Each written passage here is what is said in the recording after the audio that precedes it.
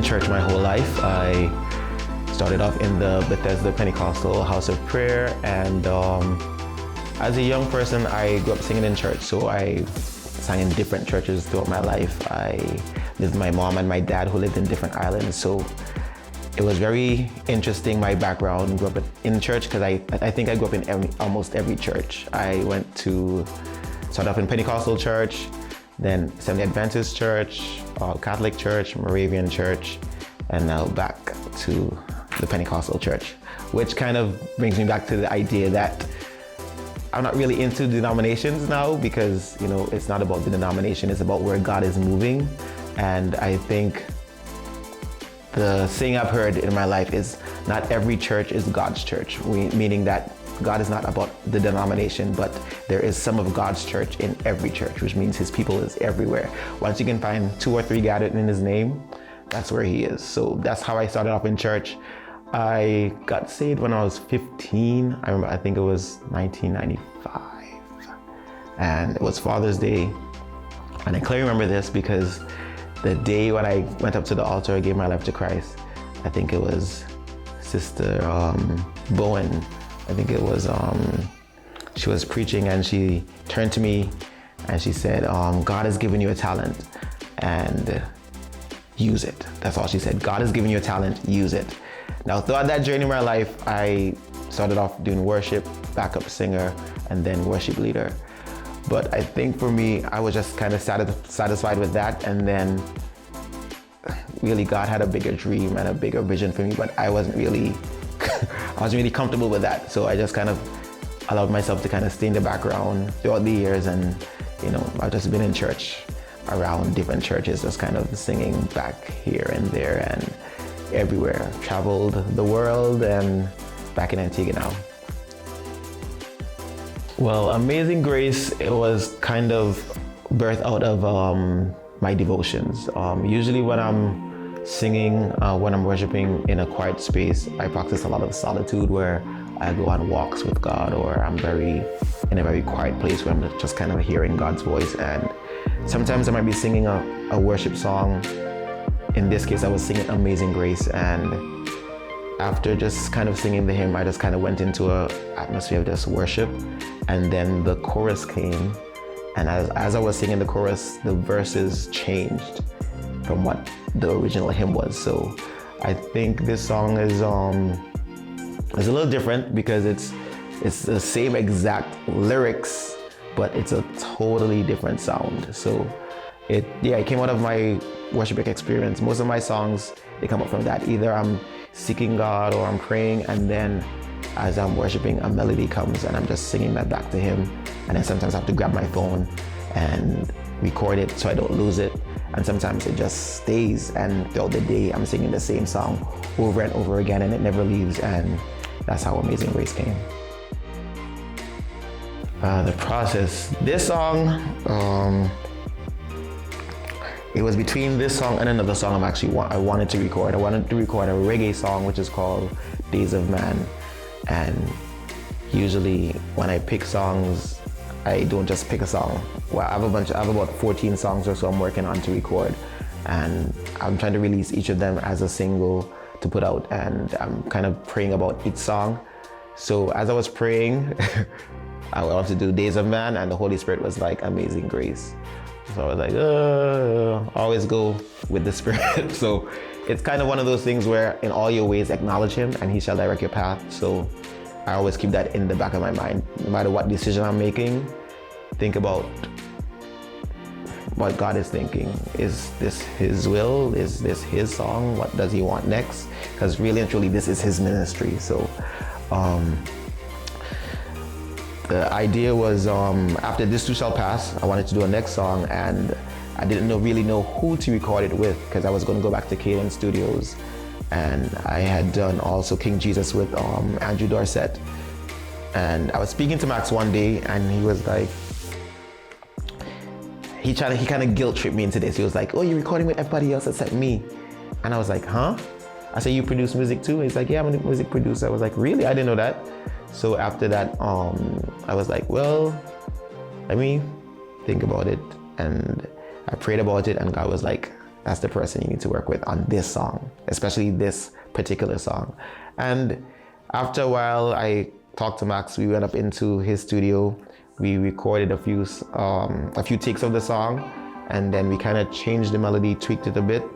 And yeah, the whole arrangement came into being where I would sing some of the verses. We had a whole choir ensemble sound that we wanted to make so it could be a worship team also in the environment of the recording. And then I was thinking to myself, instead of just going into the studio and just recording, how about you make it a live recording and bring everybody in a space and just kind of just give that worship experience and just capture that moment.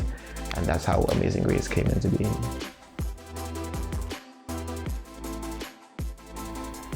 I want them to receive grace, to receive God, to receive, just to receive the Spirit of God in the music, because I think sometimes when we're writing songs or we're creating music, we're looking for what's hot, what's popular, what's gonna hit, and not really seeking after the heart of God in our worship. And for me, I wanted just to give something that was ministering to me, because I have a bunch of songs in me that just minister to me. I just sing them to myself.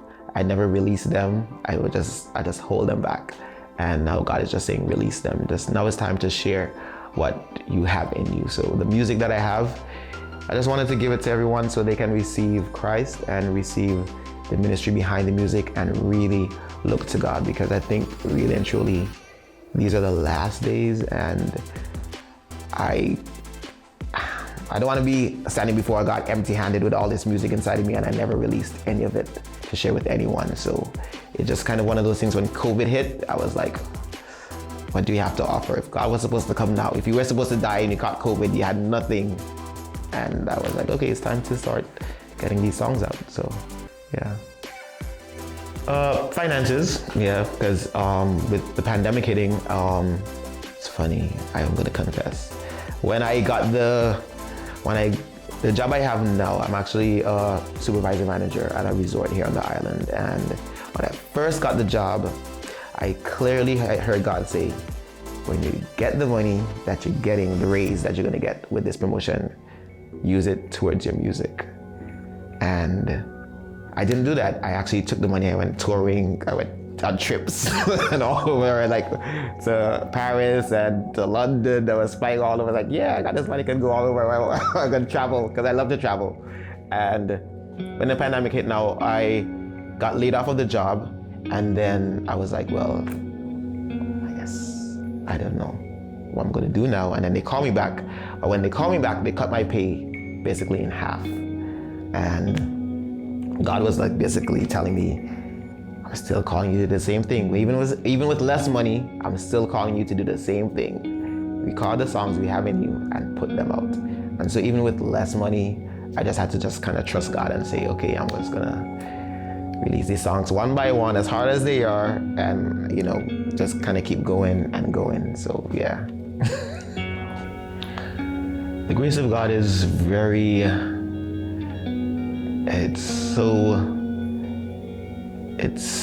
I don't know, I can't describe it. It's something that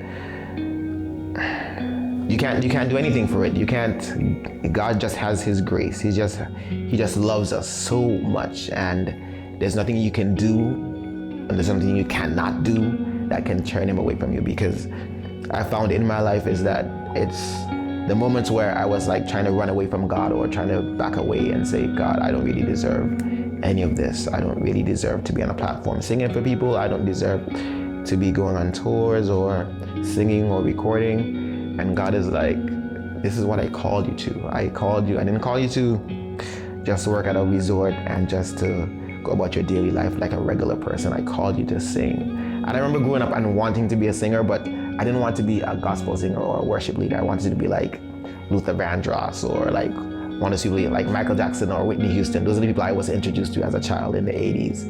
And that's the kind of stardom, I was looking for. But God was like, nah, I don't want you to exalt yourself. I want you to exalt me. So yeah, I just have to exalt Jesus. I think it's the chorus.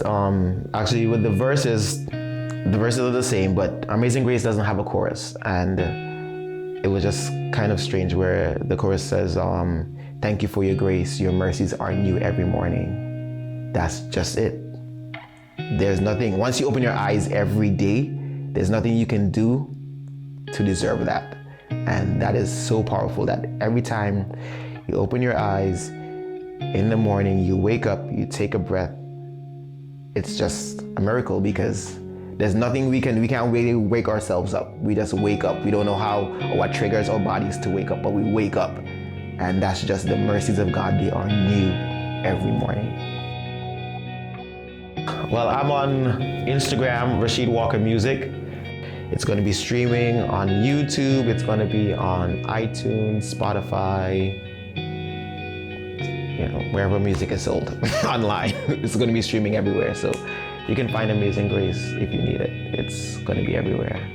I want music to go as far as it can, and I think just having the confidence, I think most of us, we have confidence issues in the Caribbean because you're from a small country, from a small island, and you don't know if anybody's going to hear your music or like your music because you're just doing stuff for your church or for your community. But sometimes God pushes you and you have to step out and just trust Him and then see where the music goes from that. Because it's not really about, He's going to make the path for you. You just have to be obedient in your part and He's going to do His part. Yeah.